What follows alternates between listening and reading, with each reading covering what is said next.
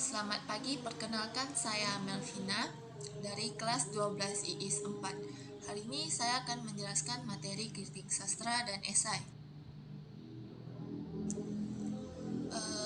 Kritik yang disebutkan di sini bukanlah sebuah kritik yang biasa ada di tempat umum, yaitu kritik yang mencibir dan lain sebagainya. Bukan.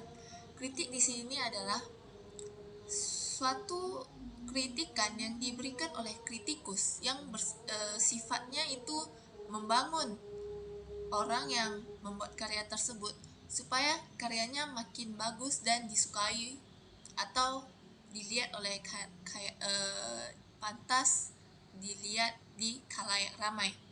Sedangkan esai diartikan sebagai sebuah karangan singkat yang membahas suatu masalah seperti ilmu pengetahuan atau ideologi yang disusun secara populer berdasarkan sudut pandang pribadi penulisnya.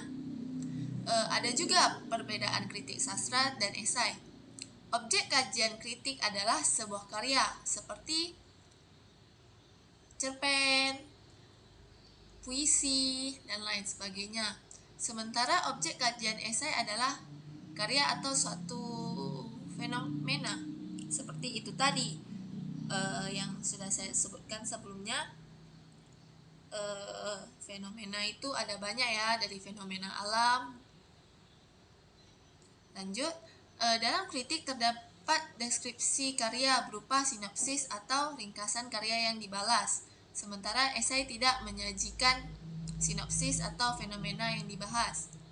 Kritik menyajikan data objektif, sementara esai tidak selalu membutuhkan data objektif sebab esai selalu diutamakan adalah pandangan dari sudut pribadi penulis.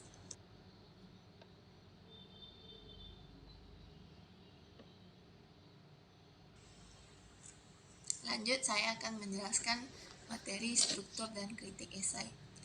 Dalam esai, pernyataan pendapat atau tesis menyajikan pandangan penulis terhadap objek atau fenomena yang disoroti.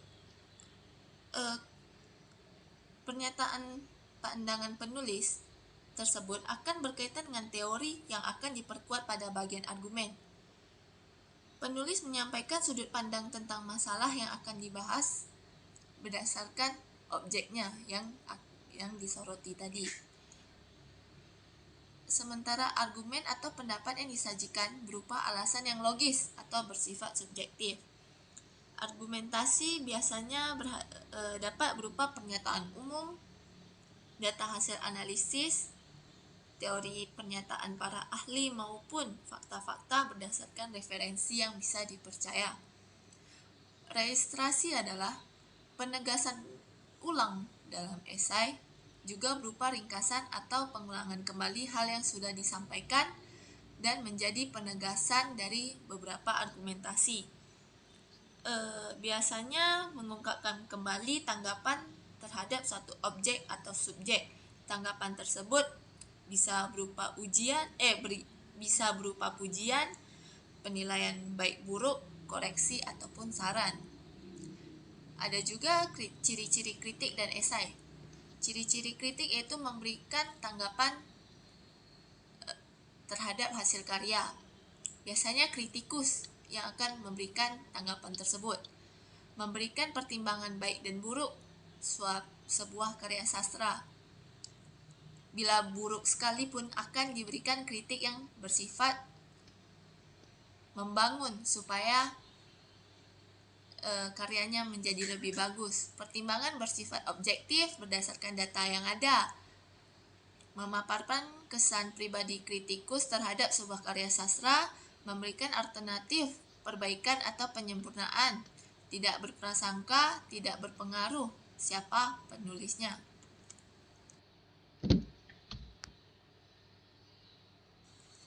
Ciri-ciri esai yaitu berbentuk prosa. Berbentuk prosa adalah sebuah karya sastra yang berbentuk cerita yang disampaikan menggunakan narasi. Penulisan prosa menggabungkan bentuk monolog dan dialog. Pengarang cerita memasukkan pemikiran-pemikirannya ke dalam pikiran tokoh. Penyampaian gagasan dilakukan selama para tokoh melakukan dialog.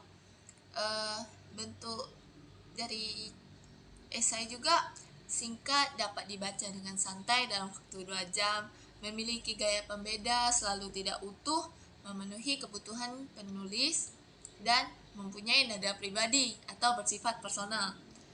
Kaidah-kaidah kebahasaan kritik sastra dan esai.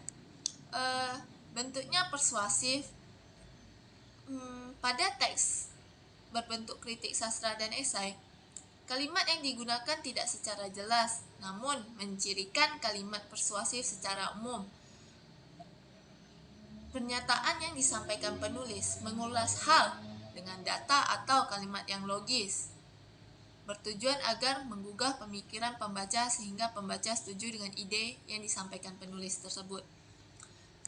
Pernyataan fakta dalam kritik dan esai, pendapat penulis disajikan berdasarkan interpretasi atau penafsiran dari sudut pandang tertentu, sesuai dengan fakta-fakta yang ada, supaya menjadi pendukung. Kehadiran fakta berfungsi sebagai sarana untuk memperjelas pendapat ya. Pernyataan yang menilai. Pernyataan yang bersifat menilai atau mengomentari sangat diperlukan untuk mengetahui kurang lebihnya suatu karya yang nantinya akan menjadi bahan evaluasi bagi penulis supaya penulis makin berkembang untuk kedepannya. Istilah teknis merupakan kosakata yang berkaitan pada ilmu pengetahuan. Hal ini terkadang perlu dilakukan supaya penulis dan membaca dapat memiliki pikiran yang sama atau sepaham pada suatu pembahasan yang perlu dijelaskan secara detail ya. Karena dia harus dijelaskan secara detail, makanya penulis dan pembaca harus sepaham gitu ya. Kata kerja mental. Kata kerja mental adalah kata kerja yang melibatkan perasaan pada perasaan atau respon terhadap suatu tindakan atau kejadian, bukan berupa tindakan atau aksi yang bisa diamati secara fisik ya. Lanjut, ada struktur kritik dan esai. Pertama ada tesis, ada argumentasi dan penegasan ulang. Tesis merupakan pendapat atau opini umum yang berupa pengenalan atau deskripsi karya dalam sebuah teks kritik atau pengenalan dan definisi umum dalam sebuah esai. Tesis ini biasa berisi pengenalan pada awal teks tersebut. Lanjut akan masuk pada struktur kedua, yaitu rangkaian argumen. Di bagian rangkaian argumen ini merupakan bagian dari teks kritik atau esai yang berisikan pendapat penulis yang biasanya lebih diulang gitu ya, lebih panjang. Dalam teks kritik, bagian ini memuat banyak fakta, data, dan teori yang teruji untuk mendukung argumen penulis. Sementara pada teks esai, bagian ini tidak akan memuat banyak fakta karena argumen penulis biasanya masih memiliki banyak hipotesis. Penegasan ulang dalam teks kritik dan teks esai merupakan perumusan kembali secara ringkas mengenai tesis dan bagian argumen yang telah disampaikan. Penegasan ini dilakukan untuk menyilangkan kembali antara teks awal dan rangkaian argumen penulis menjadi kesatuan ide utuh yang dapat dicerna oleh baik pada pembaca. Sekian yang dapat saya sampaikan, lebih dan kurang mohon maaf, saya sedikit gugup ya. Sekian, terima kasih.